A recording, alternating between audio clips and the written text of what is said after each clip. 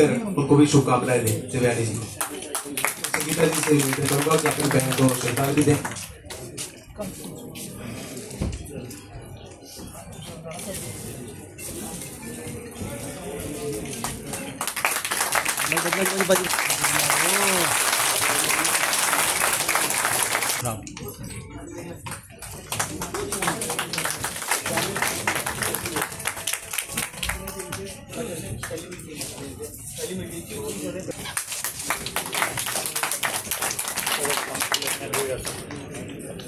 प्रभारी दे साहब जी हाँ, और हम सब लोग भारतीय जनता पार्टी के लगातार काम करने वाले कार्यकर्ता हैं और नगरोटा विधानसभा के कार्यकर्ताओं को आज इस तरह से हम लोगों ने इस इलेक्शन को आगे बढ़ाना है। उसी के संदर्भ में हमारे ईडीसी के हमारे चेयरमैन, हमारे प्रदेश के उपाध्यक्ष, बड़े भाई लोग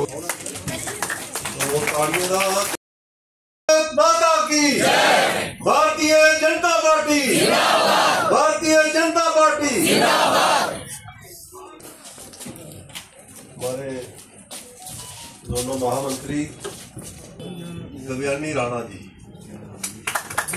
और हमारे बड़े सीनियर कार्यकर्ता, बाकी तमाम जितने भी डोगरी जी बोलो जितने भी लोग इतने बैठे, मुबारकबाद पेश करो। लेकिन कुछ कारणवश ये चुनाव जड़ा 6 महीने का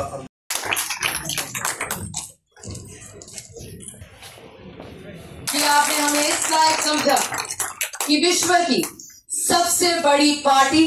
भारतीय जनता पार्टी का हम सदस्य हो सकते हैं और नगरोटा कॉन्स्टिट्यूएंसी जैसी कॉन्स्टिट्यूएंसी जिसने भारतीय जनता पार्टी की झोली में तब भी सीट दी थी जब जम्मू कश्मीर में और कई ज्यादा सीट्स नहीं थी, उस सीट का दावेदार बनाया। हम आप सबका बहुत बहुत शुक्रगुजार। आज हम अपने बारे में बात करने आपके साथ सामने नहीं आए, वो बात करने के लिए हमारे पास पूरा महीना है और वो बात करने के लिए हमारे पास पिछले 11 महीने भी थे। हम जानते हैं कि भारतीय जनता पार्टी ने जो आशीर्वाद श्रद्धेय माननीय स्वर्गीय श्री देवेंद्र सिंह राणा साहब को दिया था, उससे बढ़ चढ़कर आज हमें वो आशीर्वाद दिया है। आज तक भारतीय जनता पार्टी के किसी भी बड़े बुजुर्ग, किसी भी सियासतदान का दरवाजा जब हमने खटखटाया है तो हमें वहां से भरपूर आशीर्वाद मिला है। अपने आखिरी के कुछ दिनों में श्री देवेंद्र सिंह राणा साहब ने हमारा हाथ पकड़ के जब वादा दे हमेशा उनके लिए खुले रहने चाहिए, हम सच बताएं तो आज भी उस घटना का जब हम सोचते हैं हमारी टांगे कांप जाती हैं। पर फिर हमने जब विधि पूर्वक राणा साहब की जो हमारे सनातन धर्म में सारी पूजाएं होती हैं वो की, तो सबसे पहले हम आशीर्वाद लेने यहीं आए। हमारा ये मानना है कि हमने राणा साहब के साथ वादा बेशक किया था, पर उस वादे को निभाने के लिए हमें हमारे बड़े बुजुर्ग का साथ, हमारे बड़े बुजुर्गों का आशीर्वाद और खास तौर पर हमारे बड़े बुजुर्गों का मार्गदर्शन का बहुत बहुत जरूरत है। आज की ये लड़ाई नगरोटा कॉन्स्टिट्यूएंसी की सिर्फ लड़ाई नहीं है, ये एक ऐसे जम्मू कश्मीर की लड़ाई है जहां पर इतिहास में पहली बार भाजपा ने 29 एमएलए जम्मू कश्मीर के असेंबली में पहुंचाए थे। एक समय हुआ करता था जब कहा जाता था कि एक निशान, एक संविधान जम्मू कश्मीर में लागू नहीं किया जा सकता। यह भी कहा गया था कि भारत का ध्वज यहां नहीं लहराया जा सकता। आज भारतीय जनता पार्टी की वजह से श्रीनगर के लाल चौक में भारत का ध्वज भी लहराया जाता है और नगरोटा कॉन्स्टिट्यूएंसी में एक बार फिर भारतीय जनता पार्टी का ध्वज लहराया जाएगा। जिस तरह से श्रद्धेय माननीय श्री देवेंद्र सिंह राणा साहब ने भारतीय जनता पार्टी की झोली में सबसे बड़े आंकड़े के साथ ये सीट दी थी, एक बार फिर नगरोटा कॉन्स्टिट्यूएंसी की जो ये सीट है सबसे बड़े आंकड़े के साथ भारतीय जनता पार्टी की ही झोली में जाएंगे। आपसे साझा करने से नहीं होगा, भारतीय जनता पार्टी का हर एक कार्यकर्ता एक कर्मठ कार्यकर्ता है। भारतीय जनता पार्टी की नींव हमारे कार्यकर्ताओं ने रखी है। भारतीय जनता पार्टी का हर कार्यकर्ता भारतीय जनता पार्टी के साथ ऐसी परिस्थितियों में खड़ा था जब भारतीय जनता पार्टी का शायद नुमाइंदा भी नहीं होता था, और हम उन सब के सामने एक एक करके सर नमस्ते करते हैं, क्योंकि जो उन्होंने किया है इस पार्टी के लिए शायद आज हम कभी भी ना कर सके। आज हम ये कहना चाहेंगे, ये सीट सिर्फ एक ये चुनाव सिर्फ एक सीट की लड़ाई नहीं है, ये एक एक वोट की लड़ाई है। हमने मिलजुल कर हर घर में जाकर ये बताना है कि भारतीय जनता पार्टी का कमल का फूल सिर्फ एक चिन्ह नहीं है। आज जो विश्व में एक कीचड़ सा माहौल बन चुका है, अगर हम दाएं देखते हैं तो लड़ाई है, हम अगर बाएं देखते हैं तो लड़ाई है। और कमल का फूल जिस तरीके से कीचड़ में उगता है और उज्जवल तरीके से आगे बढ़ता है, उसी तरीके से श्रद्धेय माननीय श्री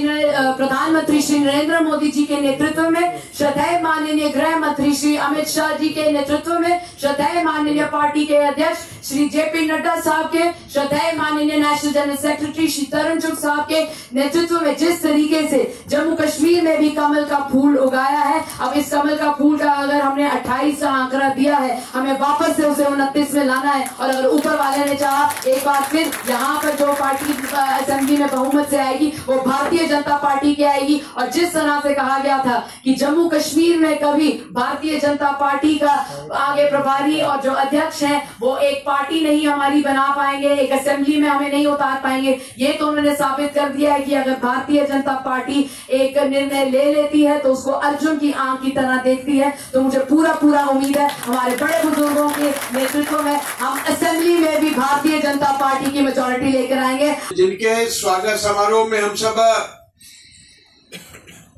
जिनको भारतीय जनता पार्टी की तरफ से कमल का फूल मैंडेट जो है वो मिला है, और उनका मार्गदर्शन, उनका ओजस्वी भाषण भी हम लोगों ने सुना। ऐसी देवयानी राणा जी इस कार्यक्रम में उपस्थित पार्टी के सभी प्रमुख पदाधिकारीगण, पूर्व मंत्रीगण, जिलों के अध्यक्ष, पार्टी के सभी प्रमुख कार्यकर्ता, मातृशक्ति, दोस्तों, साथियों, बहुत कुछ देवयानी जी ने भी और पार्टी के सभी प्रमुख कार्यकर्ताओं ने कहा। यह सही है कि एक एक सीट जम्मू कश्मीर में मायने रखती है। आम रूटीन में शायद चल रहे होते तो 28 का आंकड़ा भी हमें बहुत ज्यादा लगता, ठीक लगता, और हम लोग कार्य कर रहे हैं तो लोगों के बीच में जा भी रहे हैं। ये एक एक की गिनती, जब हम लोग राज्यसभा का चुनाव लड़ रहे हैं तो हमें पता लगता है कि ये एक एक की गिनती कितनी जरूरी होती। 29 का आंकड़ा था हमारे पास, और आज परिस्थितियां हमारे सामने हैं कि देवेंद्र जी के जाने के बाद, ये शाम जी ने ठीक कहा कि एक पैनल बना था, 4 लोगों के नाम पे चर्चा, अंततः 2 नाम वहां पर पहुंचे थे, और बड़ी डिस्कशन के बाद अंत में केंद्र ने यह फैसला लिया कि यहां से उस कार्यकर्ता को सीट मिलनी चाहिए वो लगातार से लोगों के बीच में, और रिजल्ट आप लोगों के सामने आएगा। एक बात मानकर चलिए, मैं देख रहा था लगातार से, मैं भी टच में रहता हूं अपने कार्यकर्ताओं के ट्विटर अकाउंट्स के साथ साथ, एक्स अकाउंट्स के साथ साथ, इंस्टाग्राम के ऊपर, फेसबुक के ऊपर, पता चलता है कि कहां पर आप जाते हैं और कहां लोगों के बीच में आपका नाम है और कैसा वातावरण आप क्रिएट करते हैं। शायद स्वर्ग में बैठा भी हमारा दोस्त यही सोच रहा होगा कि जहां तक मैं पहुंचा हूं 50,000 का टारगेट मैंने अपने तौर पर सरकार बना रही थी, कांग्रेस अपने तौर पर और भारतीय जनता अपने तौर पर, और हम लोग सफल भी हुए जम्मू कश्मीर में सबसे बड़ी पॉलिटिकल पार्टी बनकर उभरने में। लेकिन मित्रों, कुछ परिस्थितियां ऐसी बनी, और जब मैं नगरोटा के संदर्भ में बात करता हूं कि लगभग 30,000 वोटों से भारतीय जनता पार्टी ने इतिहास रचा, तो स्वर्ग में बैठा हुआ हमारा मित्र अगर वो उस वक्त गर्व से महसूस करेगा कि जब हम लोग दिव्यानी जी को 50,000 के माध्यम से जितवाएंगे। भारतीय जनता पार्टी के बहुत ही वरिष्ठ अधिकारी जिंदे वाइस प्रेसिडेंट बैठे थे, आए थे सारे साथियों, लंबी चौड़ी गल नहीं करनी। जियां आदरणीय भारत भूषण जी ने आख्या कि 1 साल का तुसेंगी इंतजार करना पिया, और भारतीय जनता पार्टी ने अपना पूरा प्रोसेस किया, और जी एजेंसीज होंदियां, क्योंकि अज साडी सरकार है और साडी पार्टी जी है बड़ी ट्रांसपेरेंट मैनर करना चलती है, और बहुत सशक्त लीडरशिप है साढ़े कोल, चाहे प्रदेश की है, चाहे जिला स्तर की है, चाहे मंडल स्तर की है, चाहे राष्ट्र स्तर की तो देखते हो, और पूरी प्रक्रिया जी है वह विधिवत तरीके के पालन हुआ। और स्टेट की इलेक्शन कमेटी ने 4 लोग का पैनल जड़ा है, और उहदे जेडे प्रबल दावेदार है 2, दिव्यानी राणा जी और इस जिले के जिला अध्यक्ष मानयोग नंद किशोर शर्मा जी, और आज सारे लोग जिहड़े हैं वो पार्टी के सिपाही हैं, और बड़ी अनुशासित पार्टी है, और पार्टी ने जो फैसला किया, नहीं लगता है कि वो असें सारे की कबूल है। उसके बाद में पार्टी का प्रदेश की जी इकाई है और राष्ट्रीय स्तर पर राष्ट्रीय अध्यक्ष JP नड्डा जी का और पार्लीमेंट बोर्ड के जेडे सदस्य हैं उनका धन्यवाद करना।